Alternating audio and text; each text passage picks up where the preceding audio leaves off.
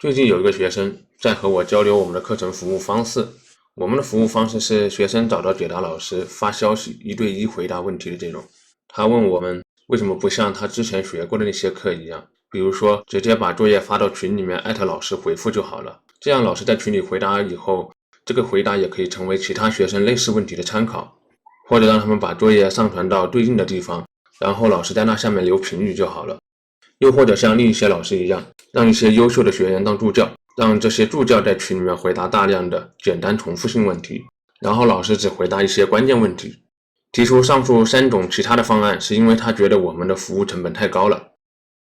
这些问题都问得特别好，但同时也让我产生了一点点的小疑惑。这位同学说的那3种服务模式，我以前在一些大公司还有我自己报课的过程中都体验过。这些交流方式都让我觉得老师和学员的距离变得遥远了起来，很多细节问题是需要对老师有信任度才问得出来的。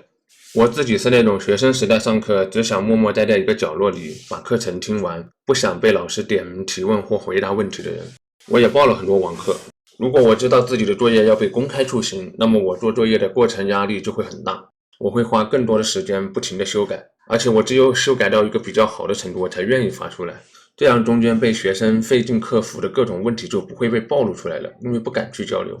至于让一些优秀的学员来群里回答其他学生的问题，这本质上其实是一种解答成本的转移。这种服务方式多见于没有什么团队的个人老师，因为他没有精力来不停地回答，其实这种服务是很不稳定的。后续交流我才知道，他过去体验过的这些其他方式的课程主要是音乐类的课程，不是小白入门课了，是给专业人士听的超级专业的课程。群里面人均大佬，所以交流氛围都很好，大家敢说能说有东西说。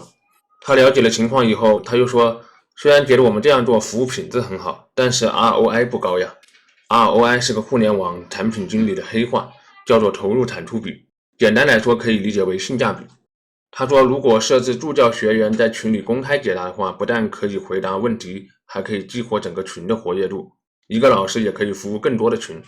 这么说倒是让我想到了我刚开始工作时待过的大公司，一个老师可以同时服务1000多个学生，这样的性价比确实是很高的。所以他有点担心，我们如果学生越来越多的话，我们的服务成本也会越来越高。做教学这么多年来，其实很多学生都像他一样，非常热衷于给我提供建议，真的非常感谢，因为我就是在同学们一个又一个这样的建议和帮助下走到今天的。他们当中很多人都是其他领域的成功人士了。其实关于这个学生多了服务不过来的问题，我们目前的想法是，如果服务不过来就停止招生，等服务的学生大部分都毕业了，再重新开始招生就好了，在自己的能力范围内做事就行。这个问题很多时候会让人纠结的原因就在于默认了对业绩的增长需求，如果对业绩没有增长性需求，这个困惑就自动化解了。另外，关于 ROI 这个词语本质上是在追求更高的收益，只是在互联网行业里，这个收益很多时候其实是指经济收益，即便以别的方式讲了其他的收益，但最后这些收益要被转化成经济收益才是有效的收益。我知道这个词语来自于一位非常厉害的投资人，据说他是中国排名至少前5的天使投资人吧。我曾在一些别的人的书里看到过他，都对他很钦佩。在我和他相处共事的时间里，我个人觉得他是一个有方法有勇气的理想主义者，一个享受做产品的人。他判断产品的能力非常强，对于一个产品好不好，是不是真正的切中了用户的需求，是否有足够强的竞争壁垒和良好的发展路径，都能够做出手术刀般精准的判断。他当时发现了一个非常不可思议的痛点，就是绘画发展了那么多年，居然没有一套能够让小白学习得很舒服的绘画教学产品。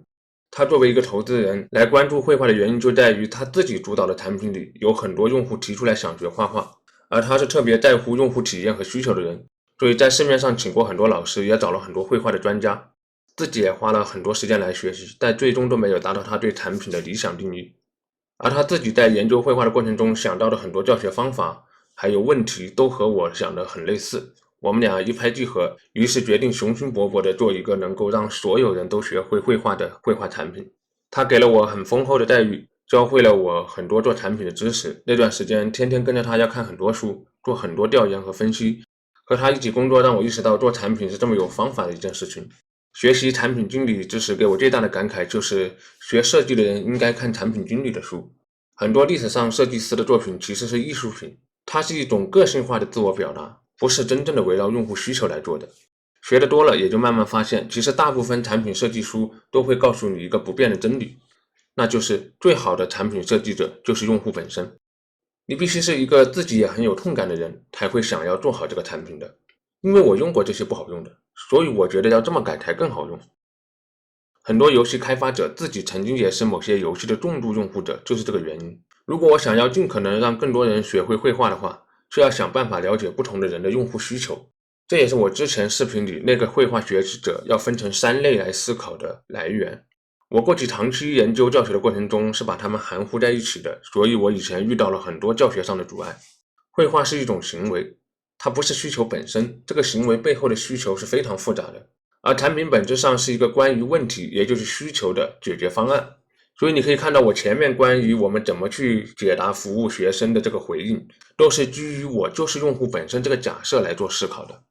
我报过很多网课，自己也教网课，所以我做出来的课其实就是我自己痛点的改良。那我的体验可以代表大部分学生吗？我就是用户吗？当然不是，但做出这样的决定是有原因的。有段时间天天做用户调研，我渐渐的发现大部分人其实是不清楚自己需求的。一个能够按照产品设计的思路把自己需求表达明白的人非常非常罕见。其实在用户调研界一直有2大流派，一种就是给用户发问卷做各种 A/B 测试，然后通过用户的行为来观察他真正的需求。另一种就是直接从自我出发，把自己当成产品的使用者，以自己的需求洞察为准来设计。他需要对自己有足够深刻的剖析，找到自身个性中的抽象共性。前者的典型代表就是脸书了，他非常喜欢在自己的软件中做各种小范围的 A/B 测试。后者代表就是乔布斯，他觉得人会更本能的喜欢更简洁的东西，所以他整个产品的设计是围绕简洁展开的。那我一开始其实是坚定的前者，我认为用户需求是可以调研出来的，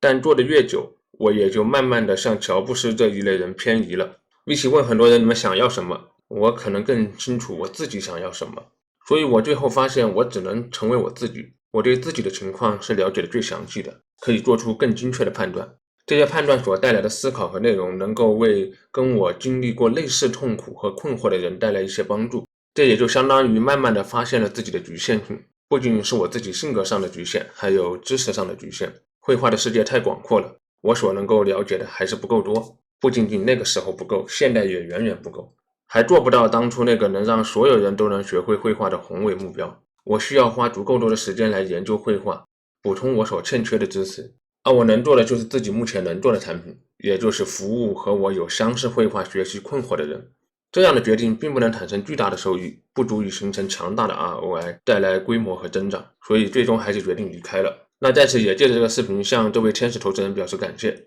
你和崔老师对我有知遇之恩，教会我做一个坚定的理想主义者和长期主义者。在那之后，我找到了几个和我一样对赚钱没有很大需求，喜欢绘画教学和研究的人，组成了现在的团队来做这个事情。不用每天讨论业绩目标，主要讨论的是教学难点和回答什么问题。我们坚信做好的东西就会有人需要，这份需要也许不是很大，但足够维持我们的生活了。所以不用想着做各种促销和报名，把那些各种营销的精力节约下来做产品就好了。最重要的是做这个事情本来就很喜欢，所以做的过程就足够开心了。那我相信大家现在能理解为什么我们选择成本这么高的1对1的解答服务方式，那是因为这样服务学研本身对我们来说不是一个被认为是成本的东西，我们都是非常乐于回答问题的人。想要把一个事情做好，也许有方法有决心就足够了，但想要把一个事情做到卓越，必须享受它。那么看到这里，希望大家能明白，你们来问问题不是一种成本，也不是一种负担，因为回答你们的问题本来就是我们喜欢的事情。关于服务方式的话题我就聊到这里了，我是喜欢思考和分享绘画问题的维维老师。如果你觉得有帮助，记得一键3连。那么我们下一期视频再见。